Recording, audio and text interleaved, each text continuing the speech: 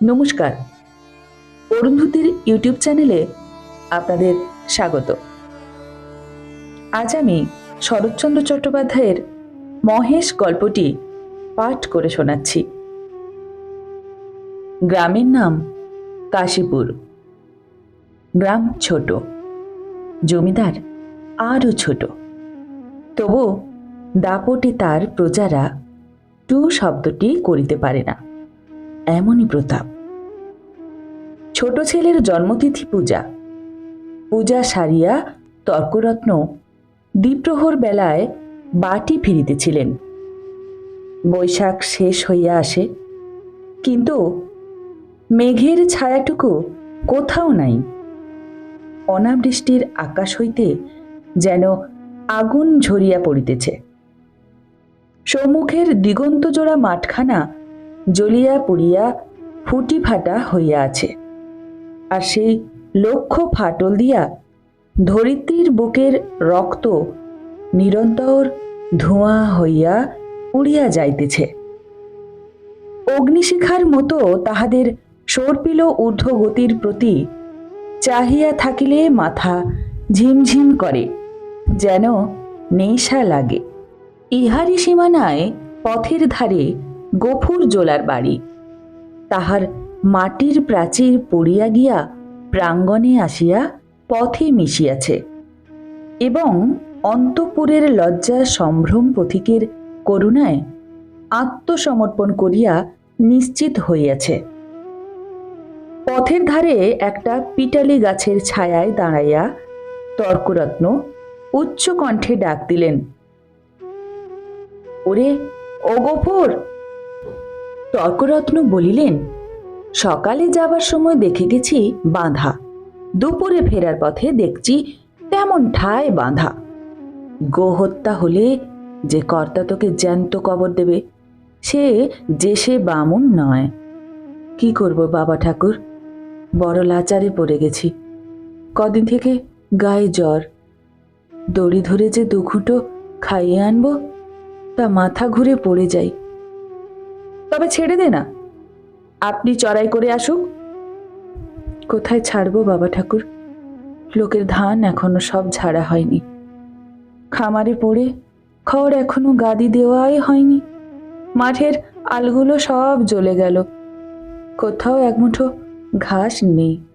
কার ধানে মুখ দেবে, কার গাদা ফেড়ে খাবে, কেমনে ছাড়ি বাবা ঠাকুর? তর্করত্ন একটু নরম হইয়া কহিলেন, না ছাড়িস তো ঠান্ডায় কোথাও বেঁধে দিয়ে দুয়াটি বিচুলি ফেলে দে না, ততক্ষণ চিবক। তোর মেয়ে ভাত রাঁধেনি, ফ্যানে জল দে না, এক গামলা খাক। গফুর জবাব দিল, না। নিরুপায়ের মতো তর্করত্নের মুখের পানি চাহিয়া তাহার নিজের মুখ দিয়া শুধু একটা দীর্ঘ নিঃশ্বাস বাহির হইয়া আসিল। তর্করত্ন বলিলেন, তাও নেই বুঝি? কি করলি খড়? ভাগে এবার যা পেলি সমস্ত বেচে পেটাই নম। গরুটার জন্য এক আঁটি ফেলে রাখতে নেই, বেটা কসাই। এই নিষ্ঠুর অভিযোগে গফুরের যেন বাকরোধ হইয়া গেল। ক্ষণেক পরে ধীরে ধীরে কহিল, কাহন খানেক খড় এবার ভাগে পেয়েছিলাম, কিন্তু গ্যালোসনের বকেয়া বলে কর্তামশায় সব ধরে রাখলেন। কেঁদে কেটে হাতে পায়ে পড়ে বললাম, বাবু মশাই, হাকিম তুমি, তোমার রাজত্বি ছেড়ে আর পালাবো কোথায়? আমাকে ৫-১০ বিচুলি না হয়ে দাও। চালে খড় নেই, একখানি ঘর, বাপ বেটিতে থাকি, তাও না হয় তালপাতার গোঁজা গাঁজা দিয়ে এই বর্ষাটা কাটিয়ে দেব। কিন্তু খেতে না পেয়ে আমার মহেশ মরে যাবে। তর্করত্ন হাসিয়া কহিলেন, ইস, সাধ করে আবার নাম রাখা হয়েছে মহেশ, হেসে বাঁচিনি। কিন্তু এ বিদ্রূপ গফুরের কানে গেল না। সে বলিতে লাগিল, কিন্তু হাকিমের দয়া হলো না। মাস দুয়ের খোরাকের মতো ধান দুটি আমাদের দিলেন, কিন্তু বেবাক খড় সরকারের গাদা হয়ে গেল। ও আমার কুটোটি পেলে না, বলিতে বলিতে কণ্ঠস্বর তাহার অশ্রুভারে ভারী হইয়া উঠিল, কিন্তু তর্করত্নের তাহাতে করুণার উদয় হইল না। কহিলেন, আচ্ছা মানুষ তো তুই, খেয়ে রেখেছিস, দিবি নে? জমিদার কি তোকে ঘর থেকে খাওয়াবি নাকি? তোরা তো রাম রাজত্বে বাস করিস, ছোট লোক কিনা, তাই তার নিন্দে করে মরিস। গফুর লজ্জিত হইয়া বলিল, নিন্দে করব কেন বাবা ঠাকুর? নিন্দে তার আমরা করি নে, কিন্তু কোথা থেকে দিই বলো তো? বিঘে চারেক জমি ভাগে করি, কিন্তু উপরি উপরি দূষণ আজন্মা মাঠের ধারে পড়ে শুকিয়ে গেল। বাপ মেয়েতে দুবেলা দুমুঠো পেট ভরে খেতে পর্যন্ত পাইনি। ঘরের পানে চেয়ে দেখি বৃষ্টি বাদলে মেয়েটিকে নিয়ে কোণে বসে রাত কাটাই। পা ছড়িয়ে শোবার ঠাঁইও মেলে না। মহেশকে একটি বার তাকিয়ে দেখো, পাঁচরা গোনা যাচ্ছে। দাও না ঠাকুর মশাই, কাহন দুই ধার, গরুটাকে দুদিন পেট পরে খেতে দিই।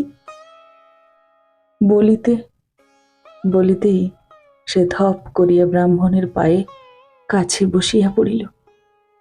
তর্করত্ন তীরবৎ দুপা পিছাইয়া গেলেন, কহিলেন, মর, ছুঁয়ে ফেলবি নাকি? না বাবা ঠাকুর, ছুবো কেন? ছুবো না, কিন্তু দাও এবার আমাকে কাহন দুই খড়।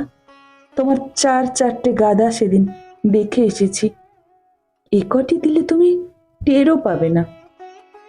আমরা না খেয়ে মরি, খেতে নেই, কিন্তু ও আমার অবলা জীব, কথা বলতে পারে না, শুধু চেয়ে থাকে, আর চোখ দিয়ে জল পড়ে। তর্করত্ন কহিল, ধার নিবি, শোধবি কি করে শুনি? গফুর আশান্বিত হইয়া ব্যগ্রস্বরে বলিয়া উঠিল, যেমন করে পারি শুধবো বাবা ঠাকুর, তোমাকে ফাঁকি দেব না। তর্করত্ন মুখে এক প্রকার শব্দ করিয়া গফুরের ব্যাকুল কণ্ঠের অনুকরণ করিয়া কহিলেন, ফাঁকি দেব না, যেমন করে পারি শুধবো। রসিক নাগর, যা যা সর, পথ ছাড়, ঘরে যাই, বেলা হয়ে গেল। এই বলিয়া তিনি একটু মুচকি হাসিয়া পা বাড়াইয়া সহসা সবহে পিছাইয়া গিয়া সক্রোধে বলিয়া উঠিলেন, মর, শিং নেড়ে আসে যে, গুতবে নাকি? গফুর উঠিয়া দাঁড়াইল। ঠাকুরের হাতে ফলমূল ও ভিজা চালের পুঁটলি ছিল, সেইটা দেখিয়াই কহিল, গন্ধ পেয়েছে, এক মুঠো খেতে চায়। খেতে চায় তা বটে, যেমন চাষা তার তেমনি বলদ, খড় জোটে না, চাল কলা খাওয়া চাই। নে নে, পথ থেকে সরিয়ে বাঁধ। যে সিং কোন দিন দেখছি কাকে খুন করবে। এই বলিয়া তর্করত্ন পাশ কাটাইয়া হন হন করিয়া চলিয়া গেলেন। গফুর সেদিক হইতে দৃষ্টি ফিরাইয়া ক্ষণকাল স্তব্ধ হইয়া মহেশের মুখের দিকে চাহিয়া রহিল। তাহার নিবিড় গভীর কালা চোখ দুটি বেদনা ও ক্ষুধায় ভরা। কহিল, তোকে দিলে না এক মুঠো? ওদের অনেক আছে, তবু দেয়ই না। না দেখবে।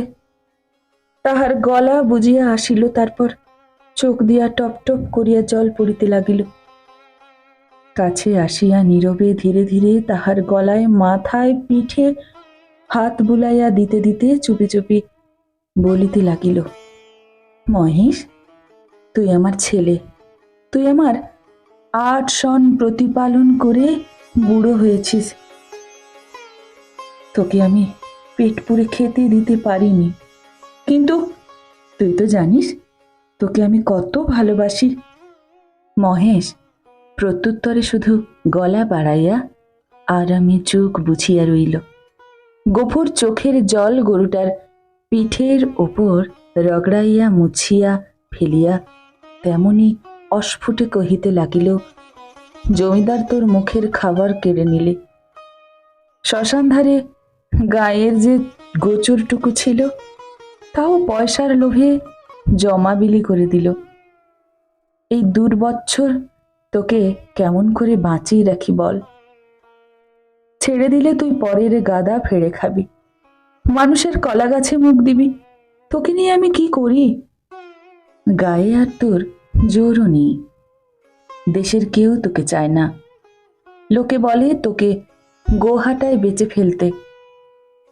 কথাটা মনে মনে উচ্চারণ করিয়াই আবার তাহার চোখ বাহিয়া টপ টপ করিয়া জল পড়িতে লাগিল। হাত দিয়া মুছিয়া ফেলিয়া গফুর এদিক ওদিক চাহিল। তারপরে ভাঙা ঘরের পিছন হইতে কতকটা পুরনো বিবর্ণ খড় আনিয়া মহেশের মুখের কাছে রাখিয়া দিয়া আস্তে আস্তে কহিল, নে, শিগগির করে একটু খেয়ে নে বাবা, দেরি হলে আবার। বাবা, বাবা। কেন মা? ভাত খাবে এসো বলিয়া আমিনা ঘর হইতে দুয়ারে আসিয়া দাঁড়াইল। এক মুহূর্ত চাহিয়া কহিল, মহেশকে আবার চাল ফেড়ে খড় দিয়েছ বাবা? ঠিক এই ভয়ে সে করিতেছিল। লজ্জিত হইয়া বলিল, পুরনো পচা খড়মা, আপনি ঝরে যাচ্ছিল। আমি যে ভেতর থেকে শুনতে পেলাম বাবা, তুমি টেনে বার করছো। না মা, ঠিক টেনে নয় বটে, কিন্তু দেওয়ালটা যে পড়ে যাবে বাবা। গফুর চুপ করিয়া রহিল। একটি মাত্র ঘর ছাড়া যে আর সবই গিয়াছে, এবং এমন করিলে আগামী বর্ষায় ইহাও টিকিবে না। এই কথা তাহার নিজের চেয়ে আর কে বেশি জানে। অথচ এ উপায়েই বা কটা দিন চলে।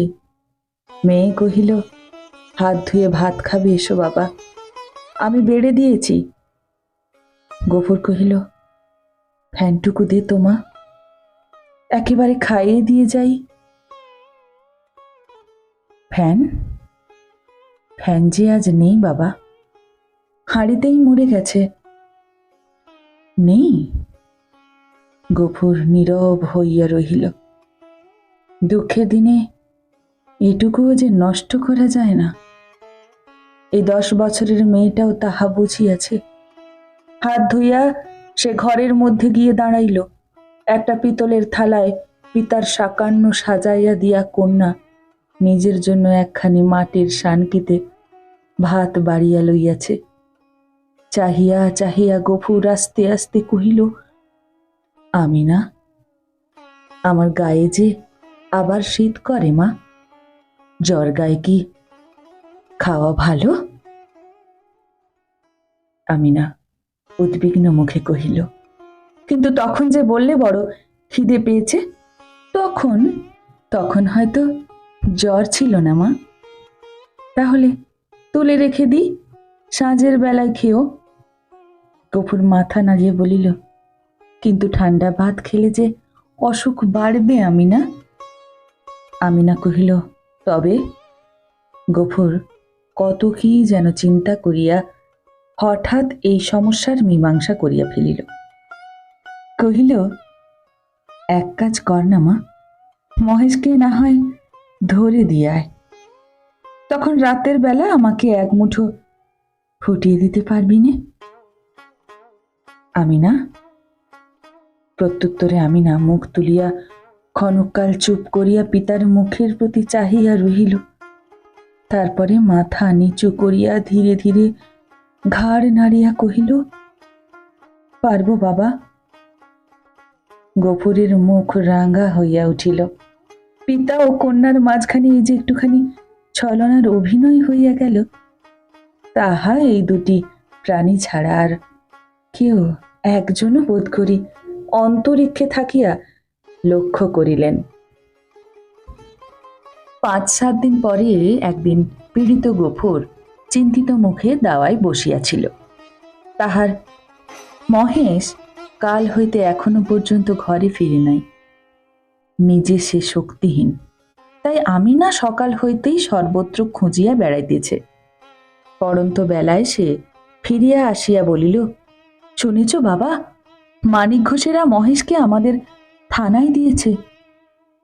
গফুর কহিল, দূর পাগলি। হ্যাঁ বাবা, সত্যি। তাদের চাকর বললে, তোর বাপকে বলগে, যা দরিয়াপুরের খোঁয়াড়ে খুঁজতে। কি করেছিল সে? তাদের বাগানে ঢুকে গাছপালা নষ্ট করেছে বাবা। গফুর স্তব্ধ হইয়া বসিয়া রহিল। মহেশের সম্বন্ধে সে মনে বহু প্রকারের দুর্ঘটনা কল্পনা করিয়াছিল, কিন্তু এই আশঙ্কা ছিল না।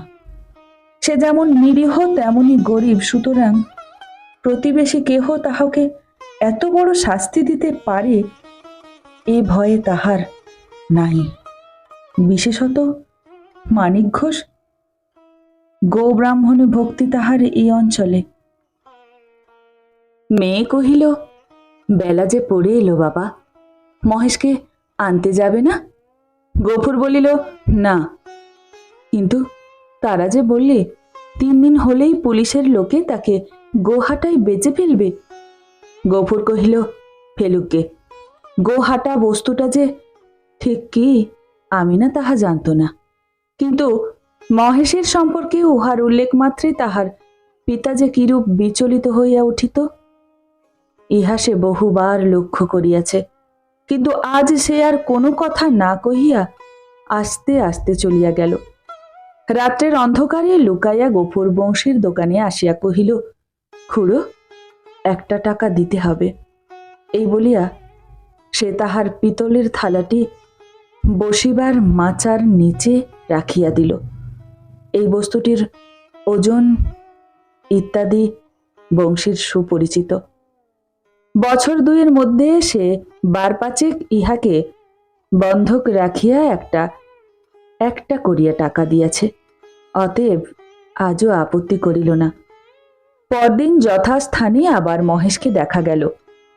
সেই বাবলাতলা, সেই দড়ি, সেই খুঁটা, সেই তৃণহীন শূন্য আধার, সেই ক্ষুধাতুর কালো চোখের সজল উৎসুক দৃষ্টি। একজন বুড়ো গোছের মুসলমান তাহাকে অত্যন্ত তীব্র চক্ষু দিয়া পর্যবেক্ষণ করিতেছিল। অদূরে একধারে 2 হাঁটু জড়ো করিয়া গফুর মিয়া চুপ করিয়া বসিয়াছিল।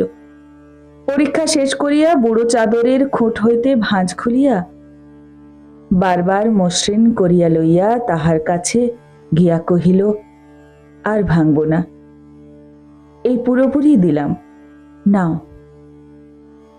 গফুর হাত বাড়াইয়া গ্রহণ করিয়া তেমনি নিঃশব্দে বসিয়া রহিল। যে 2 জন লোক সঙ্গে আসিয়াছিল তাহারা গরুর দড়ি খুলিবার উদ্যোগ করিতেই কিন্তু সে অকস্মাৎ সোজা উঠিয়া দাঁড়াইয়া উদ্ধত কণ্ঠে বলিয়া উঠিল, দড়িতে হাত দিও না বলছি, খবরদার বলছি, ভালো হবে না। তাহারা চমকিয়া গেল। বুড়া আশ্চর্য হইয়া কহিল, কেন? গফুর তেমনি রাফিয়া জবাব দিল, কেন আবার কি? আমার জিনিস আমি বেচব না, আমার খুশি। বলিয়া সে নোটখানা ছুঁড়িয়া ফেলিয়া দিল। তাহারা কহিল, কাল পথে আসতে বায়না নিয়ে এসেছিলে যে, এই নাও, তোমাদের বায়না ফিরিয়ে দিলাম। বলিয়া সে ট্যাগ হইতে 2 টাকা বাহির করিয়া ঝনাত করিয়া ফেলিয়া দিল। একটা কলহ বাঁধিবার উপক্রম হয় দেখিয়া বুড়ো হাসিয়া ধীরভাবে কহিল, চাপ দিয়ে আর 2 টাকা বেশি নেবে? এই তো, দাও হে, পানি খেতে দাও, ওর মেয়ের হাতে 2 টাকা দাও। কিন্তু এর বেশি কেউ একটা আধলাও দেবে না, তা জানো তো? গফুর সজোরে মাথা নাড়িয়ে কহিল। বুড়ো বিরক্ত হইল, কহিল, না তো কি, চামড়াটাই যে দামে বিকবে, নইলে মাল আর আছে কি? তোবা তোবা। গফুরের মুখ দিয়ে হঠাৎ একটা বিশ্রী কটু কথা বাহির হইয়া গেল এবং পরক্ষণে সে ছুটিয়া গিয়া নিজের ঘরে ঢুকিয়া চিৎকার করিয়া শাসাইতে লাগিল যে তাহারা যদি অবিলম্বে গ্রাম ছাড়িয়া না যায় তো জমিদারের লোক ডাকিয়া জুতা পেটা করিয়া ছাড়িবে। হাঙ্গামা দেখিয়া লোকগুলো চলিয়া গেল। কিন্তু কিছুক্ষণে জমিদারের সদর হইতে তাহার ডাক পড়িল। গফুর বুঝিল এ কথা কর্তার কানে গিয়াছে। সদরে ভদ্র অভদ্র অনেকগুলি ব্যক্তি বসিয়াছিল। শিবুবাবু চোখ রাঙা করিয়া কহিলেন, গফরা, তোকে যে আমি কি সাজা দেব ভেবে পাই না। কোথায় বাস করে আছিস জানিস? গফুর হাত জোড়ো করিয়া কহিল, জানি, আমরা খেতে পাইনি, নইলে আজ আপনি যা জরিমানা করতেন আমি না করতাম না। সকলেই বিস্মিত হইল। এই লোকটাকে জেদি এবং বদমেজাজি বলিয়াই তাহারা জানিত। সে কাঁদো কাঁদো হইয়া কহিল, এমন কাজ আর কখনো করব না কর্তা বলিয়া সে নিজের দুই হাত নিয়া নিজের দুই কান মলিল এবং প্রাঙ্গণের একদিকে হইতে আরেক দিক পর্যন্ত নাক্ষত দিয়া উঠিয়া দাঁড়াইল। শিবুবাবু সদয় কণ্ঠে কহিলেন, আচ্ছা, যা যা হয়েছে, আর কখনো এসব মতিবুদ্ধি করিস নে। বিবরণ শুনিয়া সকলেই কণ্ঠাগত হইয়া উঠিলেন এবং এ মহাপাতক যে শুধু কর্তার পুণ্য প্রভাবেও শাসন ভয়ে নিবারিত হইয়াছে সে বিষয়ে কাহারও সংশয় মাত্র রহিল না। তর্করত্ন উপস্থিত ছিলেন।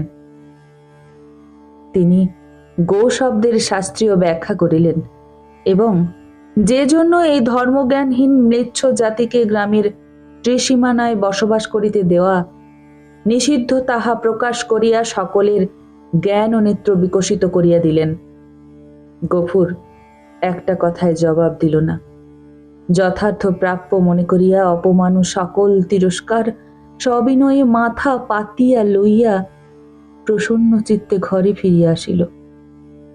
প্রতিবেশীদের গৃহ হইতে ফ্যান চাহিয়া আনিয়া মহেশকে খাওয়াইল এবং তাহার গায়ে মাথায় ও শিঙ্গে বারংবার হাত বুলাইয়া অস্পষ্টে কত কথা বলিতে লাগিল। জ্যৈষ্ঠ শেষ হইয়া আসিল। রুদ্রের যে মূর্তি একদিন শেষ বৈশাখে আত্মপ্রকাশ করিয়াছিল সে যে কত ভীষণ, কত বড় কঠোর হইয়া উঠিতে পারে তাহা আজিকার আকাশের প্রতি না চাহিলে উপলব্ধি করাই যায় না। কোথাও যেন করুণার আভাস পর্যন্ত নাই। কখনো এরূপের লেশ মাত্র পরিবর্তন হইতে পারে, আবার কোন দিন এই আকাশ মেঘ ভারে স্নিগ্ধ সজল হইয়া দেখাও দিতে পারে। আজ এ কথা ভাবিতেও যেন ভয় হয়। মনে হয় সমস্ত প্রজ্বালত নভস্থল ব্যাপিয়া যে অগ্নি অহরহ ঝরিতেছে ইহার অন্ত নাই, সমাপ্তি নাই। সমস্ত নিঃশেষে দগ্ধ হইয়া না গেলে এ আর থামিবে না। এমনই দিনে দ্বীপ্রহর বেলায় গফুর ঘরে ফিরিয়া আসিল। পরের দ্বারে জনমজুর খাটা তাহার অভ্যেস নয়। মাত্র 3-4-5 তাহার জ্বর থামিয়াছে, কিন্তু দেহ যেমন দুর্বল তেমনই শান্ত। তবু আজ সে কাজের সন্ধানে বাহিরে হইয়াছে। কিন্তু এই প্রচণ্ড রৌদ্র কেবল তাহার মাথার উপর দিয়া গিয়াছে, আর কোনো ফল হয় নাই। ক্ষুধায়, পিপাসায় ও ক্লান্তিতে সে প্রায় অন্ধকার দেখিতেছিল। প্রাঙ্গণে দাঁড়াইয়া ডাক দিল, আমিনা, ভাত হয়েছে রে। মেয়ে ঘর হইতে আস্তে আস্তে বাহির হইয়া নিরুত্তরে খুঁটি ধরিয়া দাঁড়াইল। জবাব না পাইয়া গফুর চেঁচাইয়া কহিল, হয়েছে ভাত? কি বললি, হয়নি? কেন শুনি? চাল নেই বাবা। চাল নেই? সকালে আমাকে বলিসনি কেন? তোমাকে রাত্রিরে যে বলেছিলুম। গফুর মুখ ভেঙাইয়া কণ্ঠস্বর অনুকরণ করিয়া কহিল, রাত্রিরে যে বলেছিলুম? রাত্রিরে বলে কারোর মনে থাকে? নিজের কর্কশ কণ্ঠে ক্রোধ তাহার দ্বিগুণ বাড়িয়া গেল। মুখ অধিকতর বিকৃত করিয়া বলিয়া উঠিল, চাল থাকবে কি করে? রোগা বাপ খাক আর না খাক, বুড়ো মেয়ে 4-5 বার করে ভাত গিলবি। এবার থেকে চাল আমি কুলুপ বন্ধ করে বাইরে যাব। দে, 1 ঘটি জল দে, তেষ্টায় বুক ফেটে গেল। বল, তাও নেই। আমি না তেমনই আধমুখ দাঁড়াইয়া রইল। কয়েক মুহূর্ত অপেক্ষা করিয়া গফুর যখন বুঝিল গৃহে তৃষ্ণার জল পর্যন্ত নাই, তখন সে আর আত্মসংবরণ করিতে পারিল না। দ্রুত পদে কাছে গিয়া ঠাস করিয়া সশব্দে তাহার গালে এক চর কষাইয়া দিয়া কহিল, মুখ পোড়া হারামজাদা মেয়ে, সারাদিন তুই করিস কি? এত লোকে মরে, তুই মরিস না? মেয়ে কথাটি কহিল না। মাটির শূন্য কলসিটি তুলিয়া লইয়া সেই রৌদ্রের মাঝেই চোখ মুছিতে মুছিতে নিঃশব্দে বাহির হইয়া গেল। সে চোখের আড়াল হইতেই কিন্তু গফুরের বুকে শেল বিঁধিল। মা মরা এই মেয়েটিকে সে কি যে কি করিয়া মানুষ করিয়াছে, সে কেবল সেই জানে। তাহার মনে পড়িল তাহার সেই স্নেহশীলা কর্মপরায়ণা শান্ত মেয়েটির কোনো দোষ নাই। ক্ষেতের সামান্য ধান কয়টি ফুরানো পর্যন্ত তাদের পেট ভরিয়া দুবেলা অন্ন জোটে না। কোন দিন একবেলা, কোন দিন বা তাহাও নয়। দিনে 5-6 বার ভাত খাওয়া যেমন অসম্ভব, তেমনি মিথ্যা এবং পিপাসার জল না থাকার হেতুও তাহার অবিদিত নয়। গ্রামে যে 3টা পুষ্করিণী আছে তাহা একেবারে শুষ্ক। শিবচরণ বাবুর খিড়কির পুকুরে যা একটু জল আছে তা সাধারণে পায়। অন্যান্য জলাশয়ের মাঝখানে 2-1টা গর্ত খুঁড়িয়া যাহা কিছু জল সঞ্চিত হয়, তাহাতে যেমন কাড়াকাড়ি তেমন ভিড়। বিশেষত মুসলমান বলিয়া এই ছোট মেয়েটা তো কাছেই ঘেঁচিতে পারে না। ঘণ্টার পরে ঘণ্টা দূরে দাঁড়িয়া বহু অনুনয় বিনয়ে কেহ দয়া করিয়া যদি তাহার পাত্রে একটু জল ঢালিয়া দেয়, সেইটুকুই সে ঘরে আনে। এ সমস্তই গফুর জানে। হয়তো আজ জল ছিল না, কিংবা কাড়াকাড়ির মাঝখানে কেহ মেয়েকে তাহার কৃপা করিবার অবসর পায়নি। এমনই কিছু একটা হইয়া থাকিবে। নিশ্চয় বুঝিয়া তাহার নিজের চোখেও জল ভরিয়া আসিল। এমনই সময়ে জমিদার পিয়াদা যমদূতের ন্যায় প্রাঙ্গণে দাঁড়াইল, চিৎকার করিয়া ডাকিল, গফুর, ঘরে আছিস? গফুর তিক্ত কণ্ঠে সাড়া দিয়া কহিল, আছি। কেন? বাবু মশাই ডাকছেন, আয়। গফুর কহিল, আমার খাওয়া দাওয়া হয়নি, পরে যাব। এত বড় স্পর্ধা পিয়াদার সহ্য হইল না।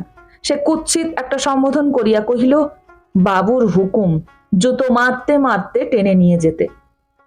গফুর দ্বিতীয়বার আত্মবিস্মিত হইল।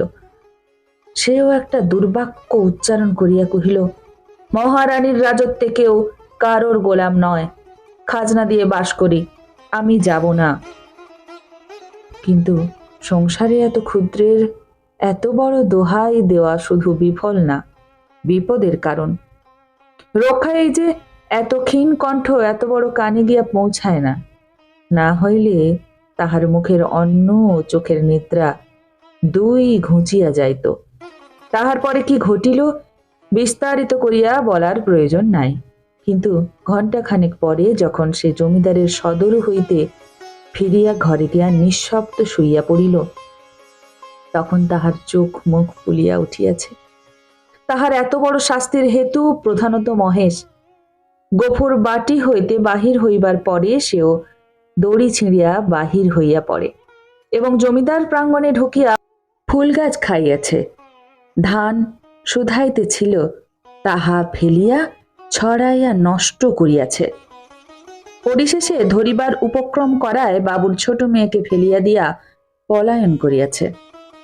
এরূপ ঘটনা এই প্রথম নয়, ইতিপূর্বেও ঘটিয়াছে, শুধু গরিব বলিয়ায় তাহাকে মাপ করা হইয়াছে।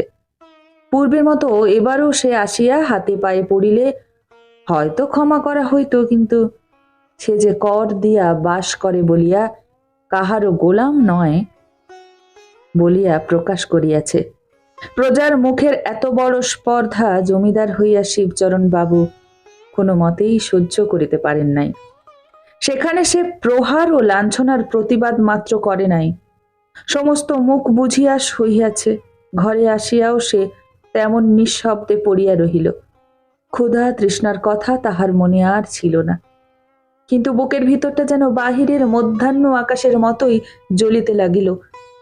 এমন কতক্ষণ কাটল তাহার হুঁশ ছিল না, কিন্তু প্রাঙ্গণ হইতে সহসা তাহার মেয়ের আর্ত কণ্ঠ কানে যাইতেই সে সবেগে উঠিয়া দাঁড়াইল এবং ছুটিয়া বাহিরে আসিতে দেখিল আমিনা মাটিতে পড়িয়া এবং তাহার বিক্ষিপ্ত ভাঙা ঘট হইতে জল ঝরিয়া পড়িতেছে, আর মহেশ মাটিতে মুখ দিয়া সেই জল মরুভূমির মতো যেন শোষিয়া খাইতেছে। চোখের পলক পড়িল না।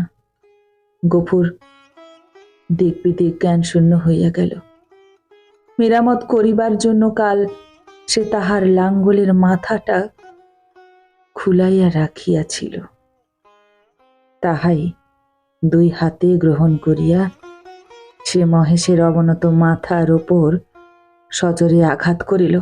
একটিবার মাত্র মহেশ মুখ তুলিবার চেষ্টা করিল, তার পরেই তাহার অনাহার ক্লিষ্ট শীর্ণ দেহ ভূমিতলে লুটাইয়া পড়িল। চোখের কোণ বহিয়া কয়েক বিন্দু অশ্রু, কান বহিয়া কয়েক ফোঁটা রক্ত গড়াইয়া পড়িল। বার দুই সমস্ত শরীরটা তাহার থরথর করিয়া কাঁপিয়া উঠিল। তারপরে সম্মুখ ও পশ্চাতের পা দুটো তাহার যত্তর যায় প্রসারিত করিয়া দিয়া মহেশ শেষ নিঃশ্বাস ত্যাগ করিল। আমিনা কাঁদিয়া উঠিয়া বলিল, কি করলে বাবা? আমাদের মহেশ যে মরে গেল। গফুর নড়িল না, জবাব দিল না, শুধু নির্নিমেষ চক্ষে আর একজোড়া নিমেষহীন গভীর কালো চক্ষের পানে চাহিয়া পাথরের মতো নিশ্চল হইয়া রহিল। ঘণ্টা দুইয়ের মধ্যে সংবাদ পাইয়া গ্রামান্তরের মুচির দল আসিয়া জুটিল। তাহারা বাঁশে বাঁধিয়া মহেশকে ভাগাড়ে লইয়া চলিল। তাহাদের হাতে ধারালো চকচকে ছুরি দেখিয়া গফুর শিহরীয় চক্ষু মুদিল, কিন্তু একটা কথাও কহিল না। পাড়ার লোকে কহিল, তর্করত্নের কাছে ব্যবস্থা নিতে জমিদার লোক পাঠিয়েছেন। প্রাচ্যতীরের খরচ জোগাতে এবার তোকে না ভিটে বেচতে হয়। গফুর এ সকল কথার উত্তর দিল না, দুই হাঁটুর ওপর মুখ রাখিয়া ঠায় বসিয়া রইল।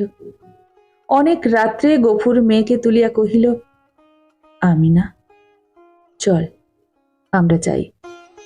সে দাওয়ায় ঘুমাইয়া পড়িয়াছিল। চোখ মুছিয়া উঠিয়া বসিয়া বলিল, কোথায় বাবা? গফুর কহিল, ফুলবেড়ের চটকলে কাজ করতে। মেয়ে আশ্চর্য হইয়া চাহিয়া রহিল। ইতিপূর্বে অনেক দুঃখেও পিতা তাহার কলে কাজ করিতে রাজি হয় নাই। সেখানে ধর্ম থাকে না, মেয়েদের ইজ্জত থাকে না, এ কথা সে বহুবার শুনিয়াছে। গফুর কহিল, দেরি করিস নে মা, চল, অনেক পথ হাঁটতে হবে। আমিনা জল খাইবার ঘটি ও পিতার ভাত খাইবার পিতলের থালাটি সঙ্গে লইতেছিল। গফুর নিষেধ করিল, ওসব থাক মা, ওতে আমার মহেশের প্রায়শ্চিত্তের হবে। অন্ধকার গভীর নিশীথে সে মেয়ের হাত ধরিয়া বাহির হইল। এ গ্রামে আত্মীয় তাহার ছিল না, কাহাকেও বলিবার কিছু নাই। আঙ্গিনা পার হইয়া পথের ধারে সেই বাবলাতলায় আসিয়া সে থমকে দাঁড়িয়া সহসা হু হু করিয়া কাঁদিয়া উঠিল। নক্ষত্র খচিত কালো আকাশে মুখ তুলিয়া বলিল, আল্লাহ, আমাকে যত খুশি সাজা দিও, কিন্তু মহেশ আমার তেষ্টা নিয়ে মরেছে। তোরে চরে খাওয়ার এতটুকু জমি কেউ রাখেনি।